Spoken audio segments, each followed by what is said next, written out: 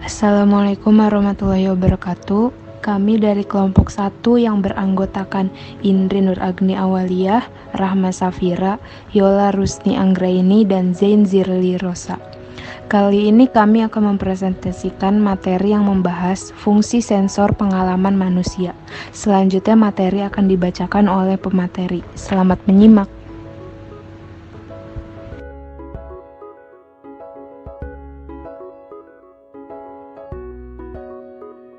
Dalam bahasa Arab, jiwa disebut sebagai nafs, sementara dalam bahasa Yunani disebut sebagai psyche atau soul dalam bahasa Inggris.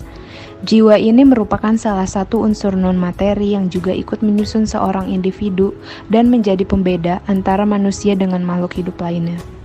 Hal ini sangat terlihat dari segi kehidupan seorang manusia yang memiliki norma-norma psikologis yang tidak dimiliki makhluk hidup lainnya. Lalu, sebenarnya apa sih fungsi jiwa itu? Berikut ini akan dibahas fungsi jiwa dalam psikologi yang perlu diketahui.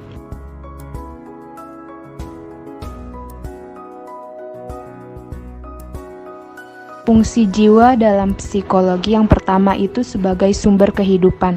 Jika jiwa diartikan sebagai ruh pada manusia, maka artinya jiwa ini merupakan sumber kehidupan bagi tubuh fisik manusia yang memiliki jiwa tersebut. Dengan adanya jiwa ini, tubuh manusia bisa bergerak dan bertingkah laku mengikuti apa yang dikehendaki dan diinginkannya.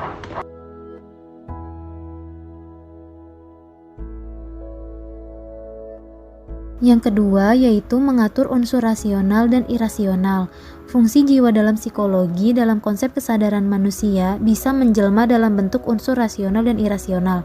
Rasional adalah pikiran di dalam diri manusia yang memiliki fungsi sebagai penilai benar atau salah, serta senang atau tidak senang. Sementara itu, unsur irasional akan mengatur pendirian dan intuisi yang dimiliki oleh seorang individu.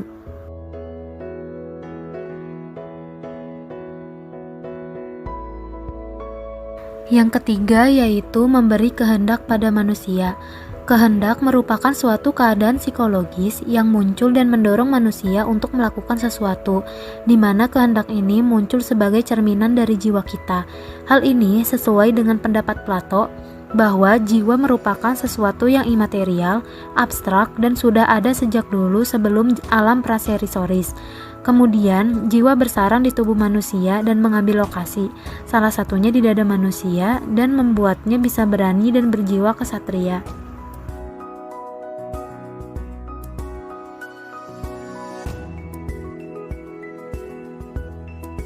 Yang keempat yaitu mengatur proses berpikir. Masih menurut pendapat Plato, jiwa pada manusia juga mengambil lokasi di kepala, yang berarti juga mempengaruhi pikiran manusia. Hal ini ditunjukkan pada cara manusia berpikir ketika ada permasalahan yang dia hadapi dan bertindak bijaksana atasnya. Hal ini pula yang membuat setiap manusia memiliki cara berpikir yang berbeda, karena setiap jiwa manusia tidaklah identik satu dengan yang lainnya.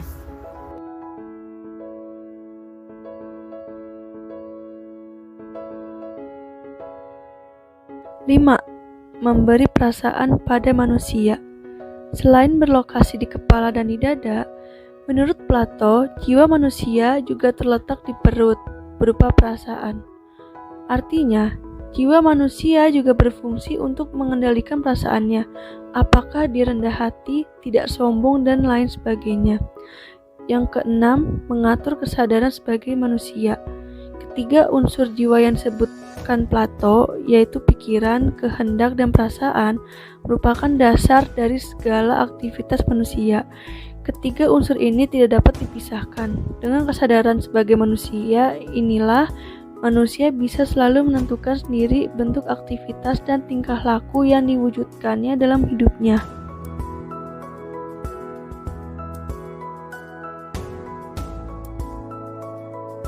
Tujuh, menumbuhkan kepedulian pada orang lain.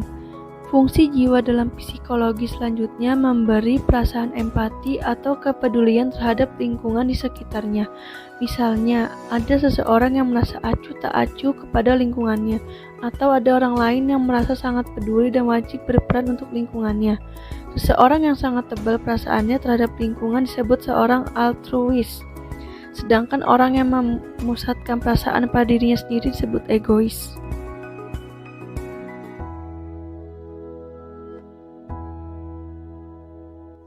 Yang kedelapan, membantu beradaptasi.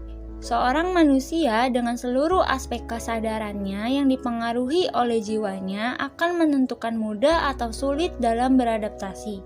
Dengan perasaan yang dimiliki, seorang individu akan dapat menyesuaikan diri dengan keadaan di sekitarnya. Dengan pikirannya, dia akan lebih bijaksana dalam membuat pilihan sesuai keadaan lingkungan dan lain sebagainya.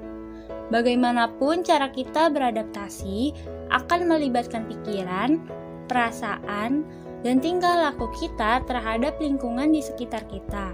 Oleh karena itu, keberadaan jiwa yang mengatur 3 unsur tersebut sangat berperan dalam usaha kita beradaptasi dengan lingkungan.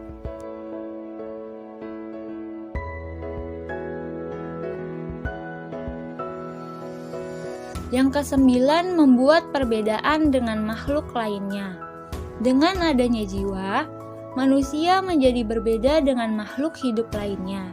Secara psikologi, manusia bisa membuat pilihan yang terbaik menurutnya. Bisa merasakan bahagia atau sedih, dan lain sebagainya. Hal ini tentu sangat berbeda jika dibandingkan dengan makhluk hidup lain, seperti hewan dan tumbuhan.